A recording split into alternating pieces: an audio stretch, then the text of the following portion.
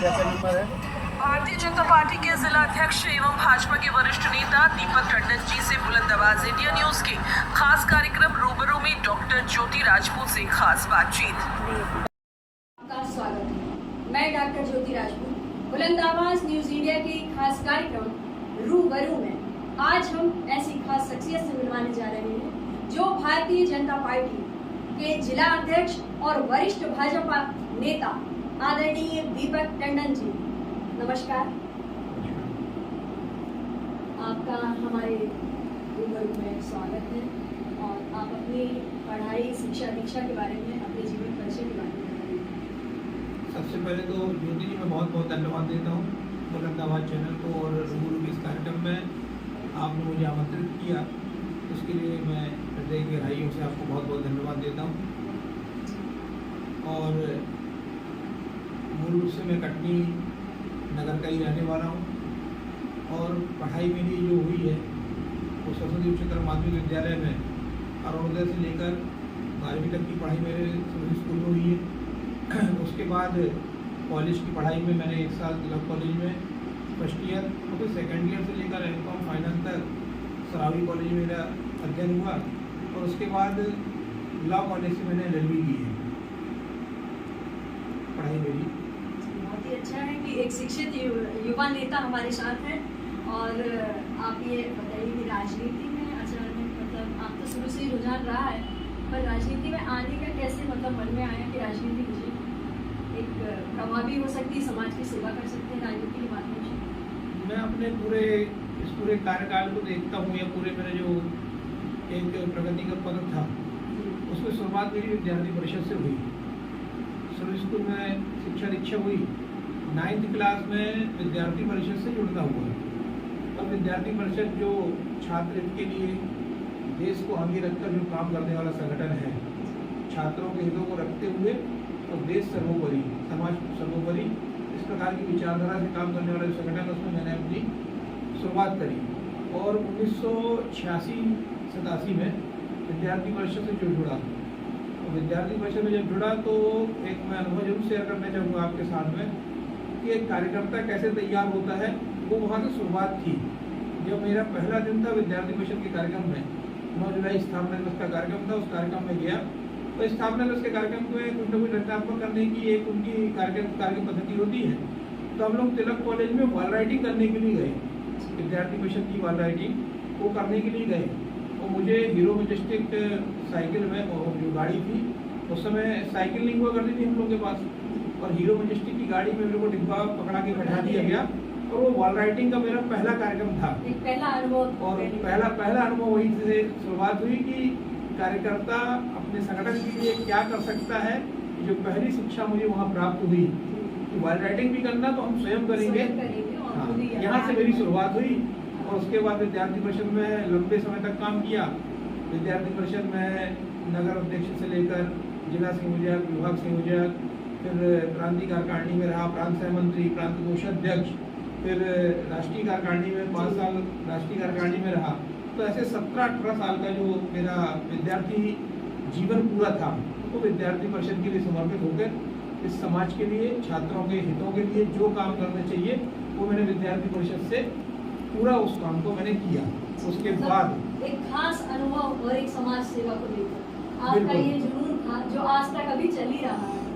एक बात और पूछना चाहूँगी, छोटी सी बात ये है कि आप भारतीय जनता पार्टी के वरिष्ठ नेता हैं, अनुभवी नेता हैं और हमारे प्रदेश अध्यक्ष और सांसद जी जो BD शर्मा जी हैं, माननीय BD शर्मा जी, उनकी खास करीबी कहे जाते हैं और ऐसा माना जाता है कि आपकी बहुत खास नज़दीकियाँ हैं। तो क्या आप इसमें अपनी राजनीति को, राजनीति समीकरण को कैसे देखना चाहते हैं? क्या रूप में दिखता है कि राजनीति आगे आपकी कैसी क्या रहेगी? विद्यार्थी परिषद में काम करने के दौरान निश्चित तौर पर BD शर्मा ने हमारे साथ में काम किया। प्रांत का कोषाध्यक्ष था, उसको प्रांत के संगठन मंत्री थे, फिर वो क्षेत्र संगठन मंत्री। जो BD शर्मा जी हैं, माननीय BD शर्मा जी, उनकी खास करीबी कहे जाते हैं और ऐसा माना जाता है कि आपकी बहुत खास नज़दीकियाँ हैं। तो क्या आप इसमें अपनी राजनीति को, राजनीति समीकरण को कैसे देखना चाहते हैं? क्या रूप में दिखता है कि राजनीति आगे आपकी कैसी क्या रहेगी? विद्यार्थी परिषद में काम करने के दौरान निश्चित तौर पर BD शर्मा ने हमारे साथ में काम किया। प्रांत का कोषाध्यक्ष था, उससे वो प्रांत के संगठन मंत्री थे, फिर वो क्षेत्र संगठन मंत्री बने, फिर राष्ट्रीय महामंत्री बने, राष्ट्रीय मंत्री बने। ऐसे लगातार उनका भी एक जो क्रम था वो लगातार संघर्षों के साथ और अपनी बातों को दृढ़ता के साथ रखते उन्होंने भी अपना जीवन आगे बढ़ाया।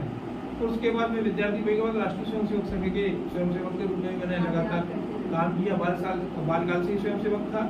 फिर मैंने स्वयंसेवक संघ के माध्यम से विभिन्न दायित्वों में रहते हुए लगातार वहाँ भी 17 साल काम किया। और उसके बाद राजनीतिक क्षेत्र में काम करने का हमें मौका मिला, सो अवसर प्राप्त हुआ। और फिर भारतीय जनता पार्टी तो वैसे भी कार्यकर्ता आधारित पार्टी है। निश्चित तौर पर कार्यकर्ताओं के जो काम करने वाला कार्यकर्ता है उसके ऊपर हमारे पार्टी संगठन के लोग निश्चित तौर पर उनकी भी नजर रहती है। निश्चित तौर पर आदरणीय प्रदेश अध्यक्ष जी साहब हैं, एक बात तो ये है कि जड़ से जुड़े हैं, आज का नाम नहीं है, जड़ से जुड़े हैं और बचपन से ही कुछ करने की जुनून, आत्मविश्वास, लगन और संकल्प के माध्यम से राष्ट्र की सेवा मन में जो ठान ली थी, आज भी वही पद पर चल रहे हैं, वही पद प्रदर्शन मिल रहा है। आपसे भी कई लोग अनुसरण करते हैं। एक प्रश्न ये भी है कि हमारे यहाँ ट्रिपल इंजन की सरकार है, आप तो ये बहुत अच्छे से जानते हैं, इसमें कोई दो मत नहीं है। ट्रिपल इंजन की सरकार होते हुए भी हमारे कटनी का विकास थोड़ा बहुत तो कहीं ना कहीं कमी दिखती है। और उसका क्या मॉडल बनाया गया है, क्या मॉडल का प्रारूप है, भविष्य में क्या मॉडल बनेगा और क्या प्रारूप दिखेगा, हमारे कटनी का विकास किस तरह का होगा। हम ही चाहते हैं सबका विकास, सबका साथ होना चाहिए। इस संदर्भ में आप बताइए। निश्चित तौर पर इस बात की शुरुआत में वहाँ से प्रारंभ करूँ जहाँ इसके पहले आपने क्वेश्चन में वरिष्ठ नेता और अनुभव वाली बात करी थी। देखिए, भारतीय जनता पार्टी में जब हम काम करते हैं, जो हमको सिद्धांत सिखाए जाते हैं, अनुभव प्राप्त करने का जो माध्यम होता है वो कभी समाप्त नहीं होता। अनुभव तो लगातार हमको लेते रहना चाहिए और सीखने की प्रक्रिया भी हमें लगातार जारी रहना चाहिए। और वरिष्ठ नेता मैं नहीं हूँ, मैं भी अनुभव ले रहा हूँ, धीमे धीमे काम को कर रहा हूँ। बाकी जो आपने दूसरा भी सवाल किया, ट्रिपल इंजन की सरकार है। निश्चित तौर पर ट्रिपल इंजन की सरकार का अंतर हम कटनी शहर में देख भी रहे हैं, क्योंकि वो जो छात्र जीवन में और मैंने विभिन्न सामाजिक संगठनों में काम करने के दौरान कटनी की जो दुर्वस्था देखी थी, और उसके बाद अभी वर्तमान में धीमे धीमे परिवर्तन जो हो रहा है वो विकास का जो क्रम है, और ये जरूर बोलना चाहता हूँ, विकास एक सतत क्रम की प्रक्रिया है और वो प्रक्रिया के तहत लगातार विकास होता जा रहा है। लेकिन उसके बावजूद भी हम लोगों ने विकास यात्राएं की थी।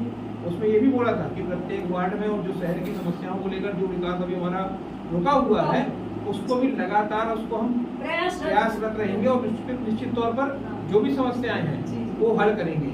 और जो विकास के मॉडल की आप बात कर रहे हैं, तो निश्चित तौर पर माननीय सांसद जी, हमारे विधायक जी जो लोग हैं, उनके साथ में चर्चा करते हुए एक विकास का मॉडल भी हमारा तैयार है। आप भी खुद यहाँ देखने नहीं, मान लो अपने नगर की बात करते हैं तो आज गर्ल्स कॉलेज इतना बड़ा बना हुआ है, पूरे एमपी के अंदर सबसे बढ़िया गर्ल्स कॉलेज है। जितने शहर के ओवरब्रिज हैं, शहर का विकास कब होता है जब हम उनको सड़कों से गांव को जोड़ दें। ओवरब्रिज हमारे जितने बने हैं सब इसी सरकार, सब भाजपा की सरकार के माध्यम से बने। यदि हम कटनी के विकास की बात करते हैं तो विस्तारीकरण का भी जो काम हुआ है कटनी में, जब से हमारी सरकारें बनना प्रारंभ हुई, लगातार वो क्रम जारी है। एक दो समस्याएं जो बीच में आती हैं, निश्चित तौर पर उसका भी निराकरण हम लोग करेंगे। आज जैसे मान लो हम सांसद जी की बात करते हैं तो कटनी में जो हमारा पॉलिटेक्निक कॉलेज है, अब ड्रोन नई टेक्नोलॉजी के साथ आज हमारा युवा तैयार हो। आज यदि हम खजुराहो लोकसभा की बात करते हैं तो पूरे मध्य प्रदेश के अंदर पायलट सेंटर जो खजुराहो में खुला, कि हमारे देश को युवा को अब पायलट ट्रेनिंग के लिए बाहर नहीं जाना पड़ेगा, हमारे संसदीय क्षेत्र में ही मिलेगा। यदि हम मेडिकल कॉलेज की बात करते हैं तो मेडिकल कॉलेज की हमने प्रक्रिया पूर्ण कर ली है, उसका अभी आचार संहिता के बाद वही प्रक्रिया आगे बढ़ जाएगी। हमारे क्षेत्र के जो चिकित्सा नगर क्षेत्र में जो काम करने वाले विद्यार्थी, उनको भी अब बाहर नहीं जाना पड़ेगा, यहाँ पर मेडिकल कॉलेज की सुविधा उपलब्ध रहेगी। ट्रांसपोर्ट नगर की हम बात करते हैं तो ट्रांसपोर्ट नगर का विस्तारीकरण का भी काम जो हमारे माननीय विधायक संदीप जी थे, शशांक जी महापौर थे, आप लोगों के माध्यम से ट्रांसपोर्ट नगर का विकास किया गया। ट्रांसपोर्ट नगर इतना बढ़िया बना हुआ है, एक बार हमको वहाँ जाना चाहिए कि वहाँ की रोडों को देखते हैं, बिजली की सुविधाओं को देखते हैं, बहुत बढ़िया ट्रांसपोर्ट नगर बनता है। तो मैं ट्रांसपोर्ट व्यापारियों से भी आग्रह करता हूँ, जिनने लाट करा लिए हैं वो अपने ट्रांसपोर्ट को वहाँ शिफ्ट करें। उसके अलावा जो हमारे छोटे परचून वाले ट्रांसपोर्ट है, उसकी भी हमारी प्रक्रिया प्रारंभ है कि उनको भी हम शिफ्टिंग वहाँ कैसे कराएं, और जिस प्रकार की वो सुविधा उपलब्ध चाहते हैं, कुछ बातचीत चल रही है और निश्चित तौर पर उसका भी आचार संहिता के बाद तुरंत निराकरण हो जाएगा। प्रयासरत है और प्रयास करना ही एक बड़ा संकल्प होता है। प्रयास करते रहने में कहीं ना कहीं हमें सफलता प्राप्त होती है। अब आप मुझे एक घंटाघर से आप अभी आए होंगे, घंटाघर की रोड धूल भरी है, घटनी का विकास तो हो रहा है, इस धूल भरी रोड में पूरा शहर में धूल धूल दिखता है कि धूल भरी रोडों का निराकरण कुछ होगा।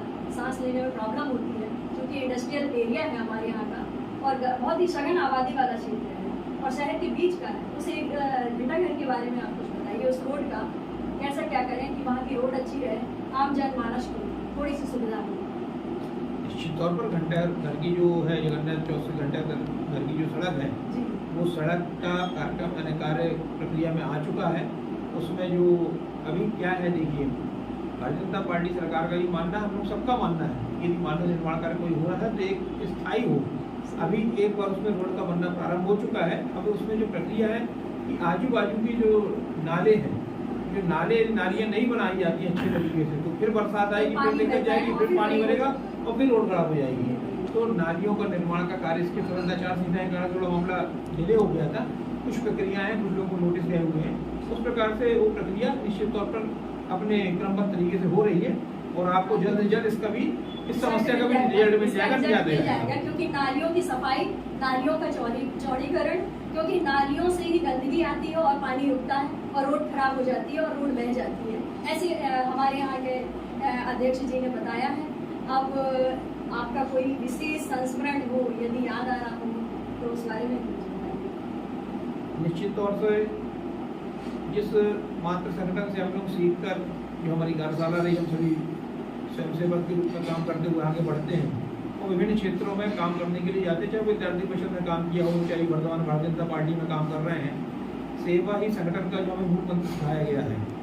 जैसे आज हमारे देश के यशस्वी प्रधानमंत्री माननीय नरेंद्र मोदी जी, हमारे प्रदेश के अध्यक्ष माननीय वी डी भाई साहब हैं और हमारे सम्मानित सभी विधायक जन, सेवा ही संगठन का जो मूल मंत्र है उसको लेकर हम लोग लगातार काम कर रहे हैं। और इससे जुड़ा हुआ संस्मरण जरूर मैं आपको बताना चाहूँगा कि निश्चित तौर पर सामाजिक क्षेत्र में काम कर रहे हैं, राजनीतिक क्षेत्र में काम कर रहे हैं, लोग आते हैं, मदद भी करते हैं, हम लोग जितना हमारी ताकत होती है उतना हम सहयोग भी करते हैं। एक बिटिया मेरे पास में आई, उसको नाट्य अकादमी में एडमिशन कराना था, उसने सहयोग की मेरे से अपेक्षा की, फीस उसकी कुछ थी ज़्यादा, तो बोले भैया मैंने कुछ इसकी फीस व्यवस्था बना ली है और कुछ आप सहयोग कर दें। तो कहीं ना कहीं से माध्यम से मैंने फीस वो उपलब्ध कराई।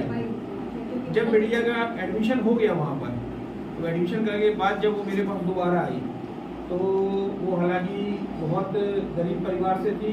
उसकी माताजी किसी विद्यालय में, मैं बता देता हूँ, मेरे विद्यालय में काम करती थी, जो उनकी नौकरी करती थी, उसकी बिटिया थी वो।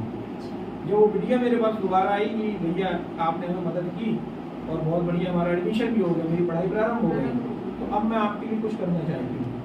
तो मैंने उसको एक ही लाइन बोली, मैंने फिर एक काम करना कि जिस प्रकार से मदद तुमको प्राप्त हुई, बस केवल कुल मिला के ऐसे 2 या 4 लोग जब भी तुम्हारे पास में कोई आए और उनकी जब तुम सक्षम हो जाओ तो उन 4 लोगों की तुम और मदद कर देना।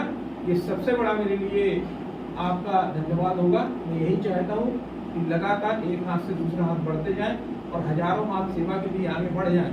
इससे अच्छी बड़ी बात कोई नहीं हो सकती है, क्योंकि देश के अंदर सब कुछ सरकार के माध्यम से संभव नहीं कर पाना। नरेंद्र मोदी जी भी हमारे जो बोलते हैं, हमारे सांसद जी बोलते हैं कि जब स्व की प्रेरणा का यदि जागरण होगा तो स्व की प्रेरणा के जागरण के लिए इतना बड़ा उदाहरण इस देश के अंदर है कि विश्व ने योग को माना, विश्व ने और पूरे भारतवर्ष में स्वच्छता जो मिशन चला, अभियान चला, उसको स्व की प्रेरणा से ही संभव हो पाया।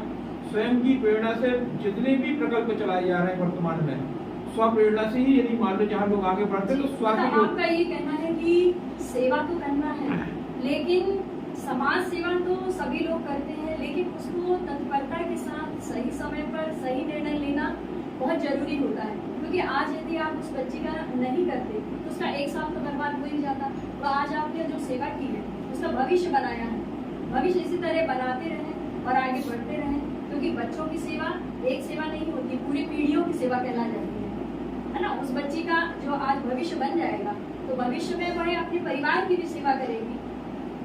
ठीक, अब आप ये तो बहुत ही अच्छी बात है, हमारे दर्शकों को आपने बताया कि हमारे में सेवा की भावना होना चाहिए। भारतीय जनता पार्टी जो दिख रहा है उसे बोलने की जरूरत नहीं है, ये प्रमाणित है।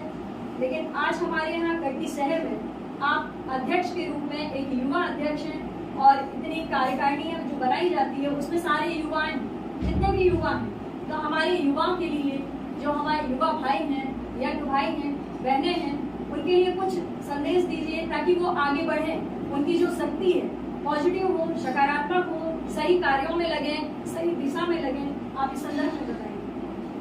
निश्चित तौर पर ये देश वास्तव में देखा है तो भारत देश जो है पूरे विश्व के अंदर यदि सबसे बड़ा युवाओं का देश यदि कोई है तो भारत है। और भारत में सबसे ज़्यादा युवा, जिनको युवा हम मानते हैं कि 18 वर्ष से लेकर 35 से 40 वर्ष की उम्र के जो लोग हैं वो युवा कहलाते हैं। तो सबसे ज़्यादा युवाओं का देश यदि कोई है तो भारत है। और निश्चित तौर पर युवा हमारा देश का भविष्य है और वही उसको आगे लेकर जाएगा। मैं केवल युवाओं से आग्रह करता हूँ कि वो केवल अपने अंदर की क्षमताओं को पहचानें, अपनी अंदर की जो क्षमताएं उसको पहचानते हुए इस देश के लिए, समाज के लिए और अपने परिवार के लिए इसको समर्पित करते हुए और एक संस्कारी युवा जिसकी आज देश को सबसे ज़्यादा आवश्यकता है, क्योंकि आज के इस युग में युवा जो यहाँ वहाँ भटक रहे हैं उनको भटकने की आवश्यकता नहीं है।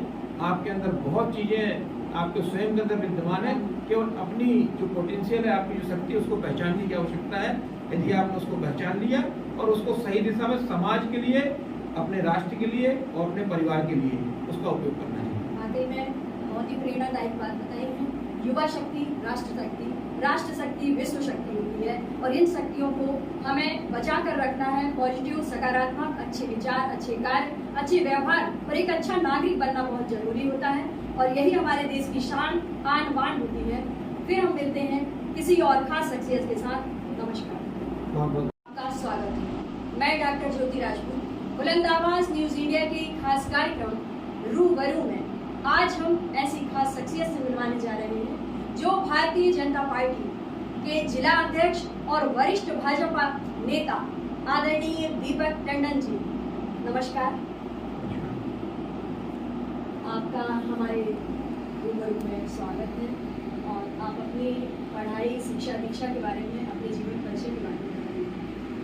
सबसे पहले तो ज्योति जी मैं बहुत बहुत धन्यवाद देता हूँ बुलंद आवाज चैनल को और रूबरू के इस कार्यक्रम में आपने मुझे आमंत्रित किया, उसके लिए मैं हृदय की गहराइयों से आपको बहुत बहुत धन्यवाद देता हूँ। और मूल रूप से मैं कटनी नगर का ही रहने वाला हूँ और पढ़ाई मेरी जो हुई है वो सरस्वती उच्चतर माध्यमिक विद्यालय में अरुणोदय से लेकर 12वीं तक की पढ़ाई मेरे सभी स्कूल में हुई है। उसके बाद कॉलेज की पढ़ाई में मैंने 1 साल तिलक कॉलेज में फर्स्ट ईयर और फिर सेकेंड ईयर से लेकर एम.कॉम फाइनल तक सरावी कॉलेज में मेरा अध्ययन हुआ और उसके बाद लॉ कॉलेज से मैंने LLB की है पढ़ाई मेरी। बहुत ही अच्छा है कि एक शिक्षित युवा नेता हमारे साथ हैं। और आप ये बताइए कि राजनीति में अचानक, मतलब आप तो शुरू से ही रुझान रहा है, पर राजनीति में आने का कैसे मतलब मन में आया कि राजनीति मुझे एक प्रभावी हो सकती है, समाज की सेवा कर सकते हैं राजनीति के माध्यम से? मैं अपने पूरे कार्यकाल को देखता हूँ या पूरे मेरे जो एक प्रगति का पद था उसमें शुरुआत मेरी विद्यार्थी परिषद से हुई।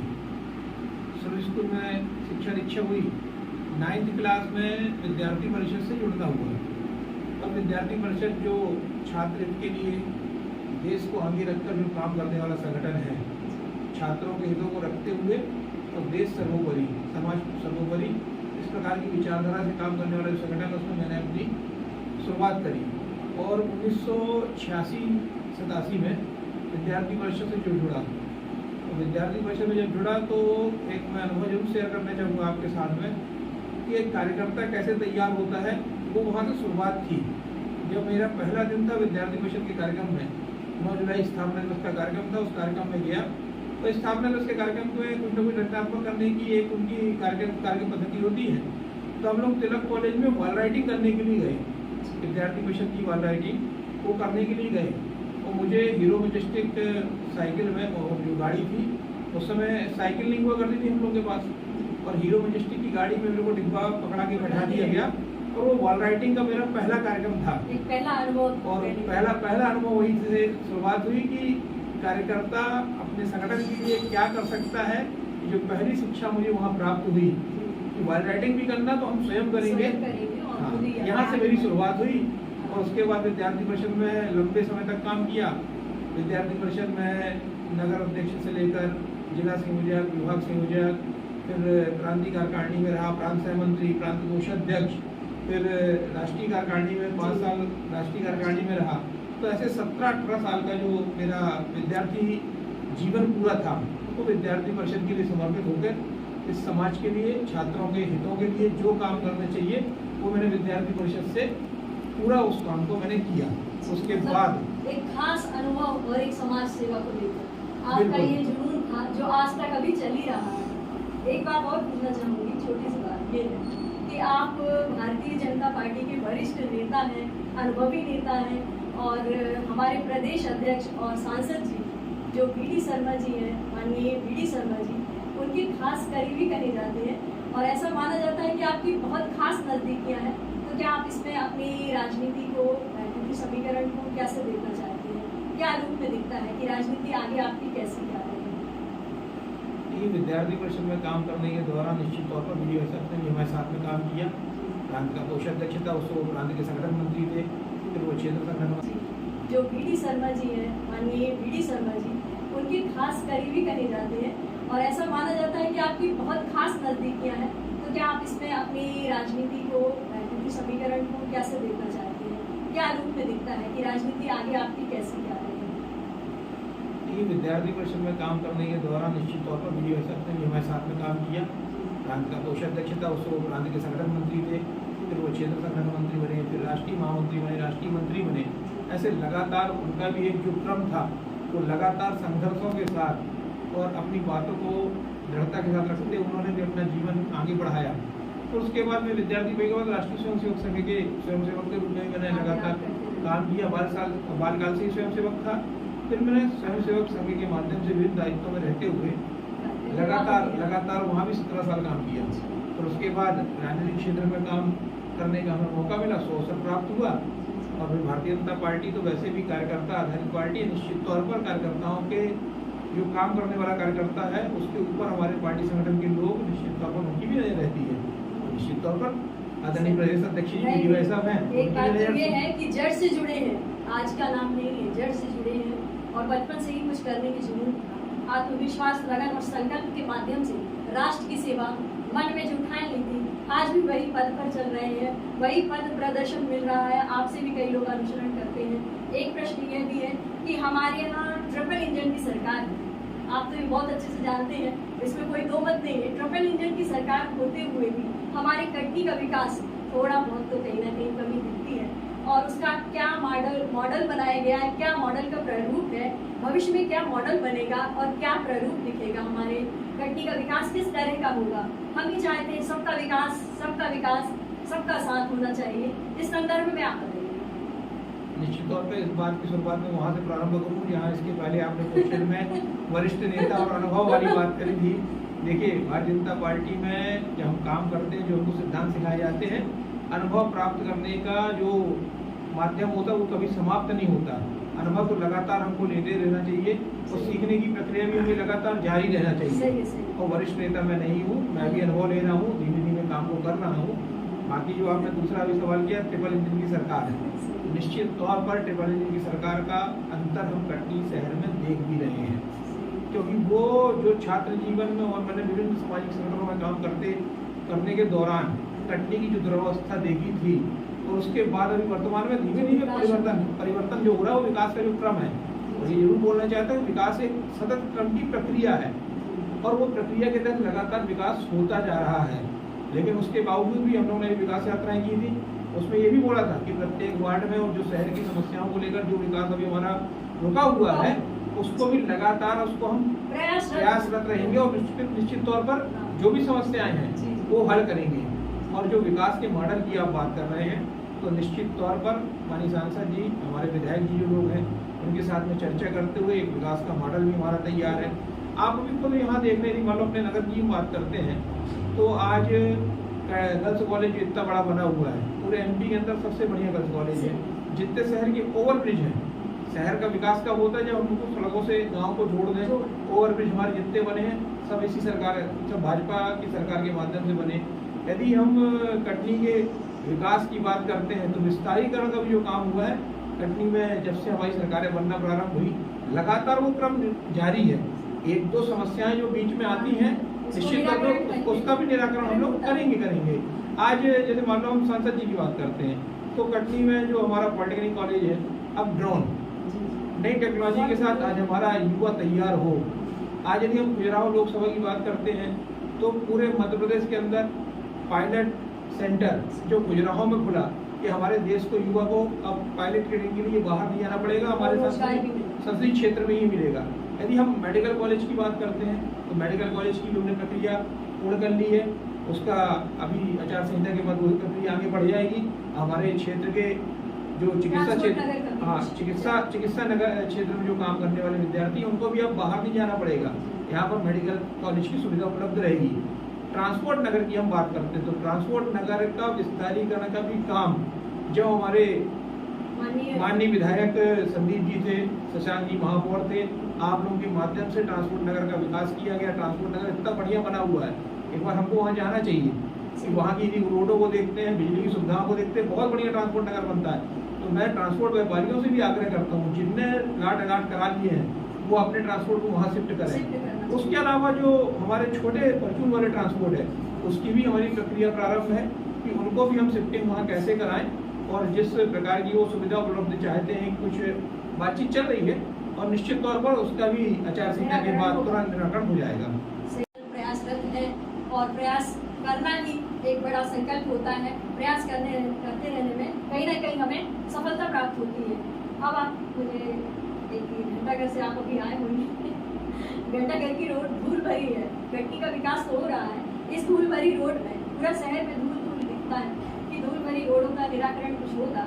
सांस लेने में प्रॉब्लम होती है क्योंकि इंडस्ट्रियल एरिया है हमारे यहाँ का और बहुत ही सघन आबादी वाला क्षेत्र है और शहर के बीच का है। उस एक घंटाघर के बारे में आप कुछ बताइए, उस रोड का कैसा क्या करें कि वहाँ की रोड अच्छी रहे, आम जनमानस को थोड़ी सी सुविधा हो। निश्चित तौर पर घंटाघर की जो है जगन्नाथ चौक से घंटाघर की जो सड़क है वो सड़क का कार्यक्रम कार्य प्रक्रिया में आ चुका है। उसमें जो अभी क्या है, देखिए भारतीय जनता पार्टी सरकार का ये मानना, हम लोग सबका मानना है कि यदि मानव निर्माण कार्य कोई हो रहा है तो एक स्थायी हो। अभी एक बार उसमें रोड का बनना प्रारंभ हो चुका है। अब उसमें जो प्रक्रिया है कि आजू बाजू की जो नाले हैं, जो नालियाँ नहीं बनाई जाती हैं अच्छे तरीके से, तो फिर बरसात आएगी, फिर दिक्कत जाएगी, फिर पानी भरेगा और फिर रोड खराब हो जाएगी। तो नालियों का निर्माण का कार्य इसके तुरंत आचार संहिता के कारण थोड़ा मामला डिले हो गया था।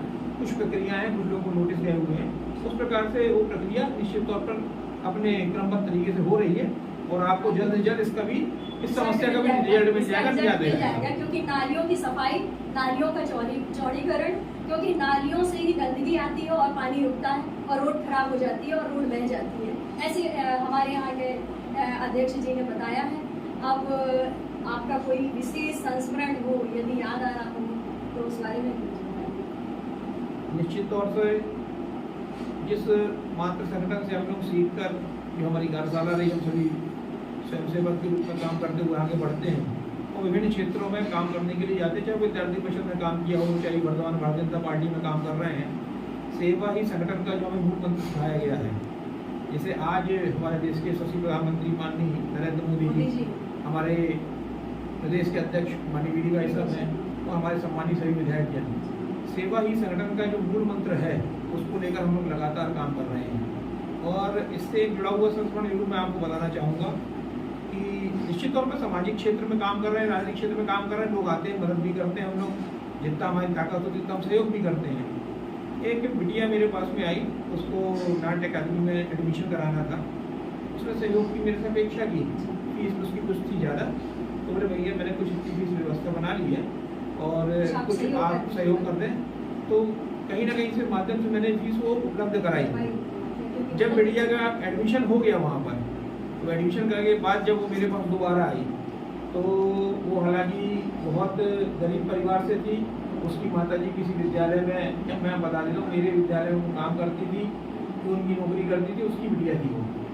जब वो बिटिया मेरे पास दोबारा आई कि भैया आपने हमें मदद की और बहुत बढ़िया हमारा एडमिशन भी हो गया, मेरी पढ़ाई प्रारंभ हो गई, तो अब मैं आपके लिए कुछ करना चाहती हूँ।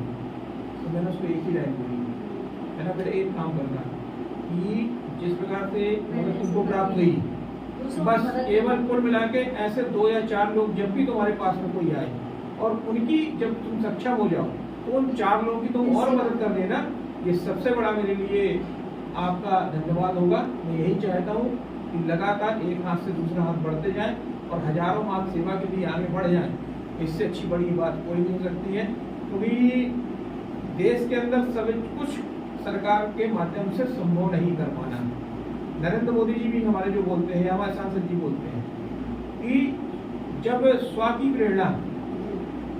प्रेरणा का यदि जागरण होगा तो स्व की प्रेरणा के जागरण के लिए इतना बड़ा उदाहरण इस देश के अंदर है कि विश्व ने योग को माना, विश्व ने और पूरे भारतवर्ष में स्वच्छता जो मिशन चला, अभियान चला, उसको स्व की प्रेरणा से ही संभव हो पाया। स्वयं की प्रेरणा से जितने भी प्रकल्प चलाए जा रहे हैं वर्तमान में, स्व प्रेरणा से ही यदि मान लो जहाँ लोग आगे बढ़ते तो स्व की आपका ये कहना है कि सेवा तो करना है, लेकिन समाज सेवा तो सभी लोग करते हैं, लेकिन उसको तत्परता के साथ सही समय पर सही निर्णय लेना बहुत जरूरी होता है। क्योंकि आज यदि आप उस बच्ची का नहीं करते तो उसका 1 साल तो बर्बाद हो ही जाता। तो आज आपने जो सेवा की है उसका भविष्य बनाया है, भविष्य इसी तरह बनाते रहें और आगे बढ़ते रहें, क्योंकि बच्चों की सेवा एक सेवा नहीं होती, पूरी पीढ़ियों की सेवा कहला जाती है ना। उस बच्ची का जो आज भविष्य बन जाएगा तो भविष्य में वह अपने परिवार की भी सेवा करेगी। ठीक, अब आप ये तो बहुत ही अच्छी बात है, हमारे दर्शकों को आपने बताया कि हमारे में सेवा की भावना होना चाहिए। भारतीय जनता पार्टी जो दिख रहा है उसे बोलने की जरूरत नहीं है, ये प्रमाणित है। लेकिन आज हमारे यहाँ कटनी शहर में आप अध्यक्ष के रूप में एक युवा अध्यक्ष हैं और इतनी कार्यकारिणी जो बनाई जाती है उसमें सारे युवा हैं, जितने भी युवा हैं। तो हमारे युवाओं के लिए, जो हमारे युवा भाई हैं, यंग भाई हैं, बहनें हैं, उनके लिए कुछ संदेश दीजिए ताकि वो आगे बढ़ें, उनकी जो शक्ति है पॉजिटिव हो, सकारात्मक हो, सही कार्यों में लगे, सही दिशा में लगे। आप इस संदर्भ में बताइए। निश्चित तौर पर ये देश वास्तव में देखा है तो भारत देश जो है पूरे विश्व के अंदर यदि सबसे बड़ा युवाओं का देश यदि कोई है तो भारत है। और भारत में सबसे ज़्यादा युवा, जिनको युवा हम मानते हैं कि 18 वर्ष से लेकर 35 से 40 वर्ष की उम्र के जो लोग हैं वो युवा कहलाते हैं।